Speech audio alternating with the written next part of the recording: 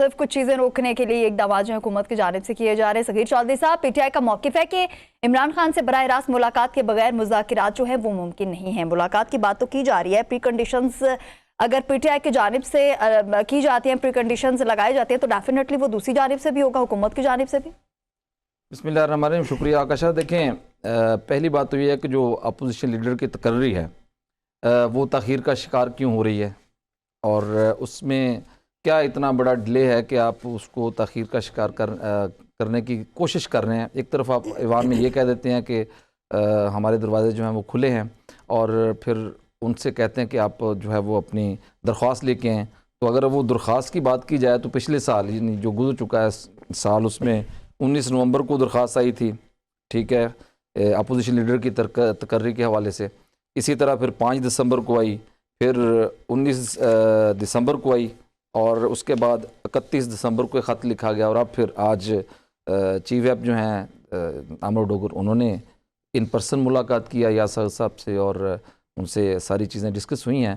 तो तरीक़ाकार तो यही होता है। इस दौरान कानूनी पेचीदगियाँ मेरा तो ख्याल है कि कोई ऐसी नहीं है। क्या महमूद खान अचकज़ई साहब जो हैं उनकी कोई कागजात में मसला है या उनकी नामजदगी को लेकर उसमें कोई उनकी डिग्री जाली निकल आई है कि उस पर इतराज़ात आ जाएगा?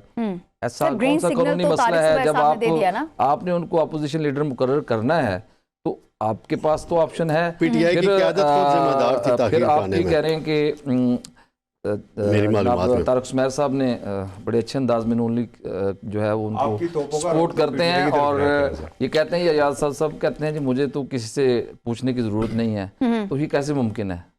अयाज सादिक साहब जो है वो बगैर पूछे ये फैसला कर सकते हैं? मुझे मुमकिन ही नहीं है। मुझे मैं कर सकता हूं, मुझे मतलब कोई पूछेगा भी नहीं इस हवाले से। सर, मेरा क्वेश्चन आप थोड़ा समझिएगा कि पीटीआई का मौकिफ ये है कि इमरान खान से बराह रास्त मुलाकात के बगैर मुज़ाकिरात मुमकिन ही नहीं है।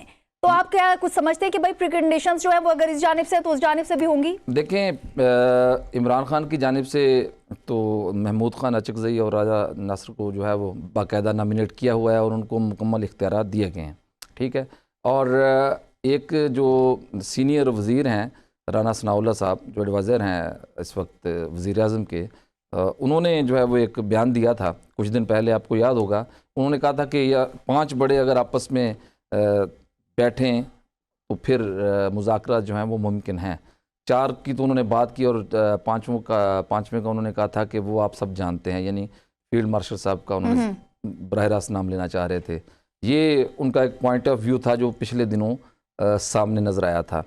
मुज़ाकरात का मतलब ये है कि कुछ वज़रा इसके हामी हैं मुस्लिम लीग नून के, और कुछ वज़रा ये चाहते हैं कि ये मुज़ाकरात ना हों, ठीक है। लेकिन पीटीआई का वाज़ेह स्टैंड हमारे सामने आ चुका है। जब उन्होंने नॉमिनेट कर दिया है और मुज़ाकरात का अमल आगे बढ़ना शुरू हो गया है, जिसमें सुहेल अफरीदी CM KP वो वाज़ेह तौर पर कह रहे हैं कि वो एस्टेब्लिशमेंट से साथ बैठने के लिए, अच्छे ताल्लुकात के ख़्वाह हैं, बैठने के लिए तैयार हैं और उनकी स्टेटमेंट्स भी अब जो है वो पॉजिटिव आना शुरू हो गई हैं। इसका मतलब तो है, यही बनता है ना कि पीटीआई अब जो है वो मुज़ाकरात का रास्ता इख्तियार करना चाहती है।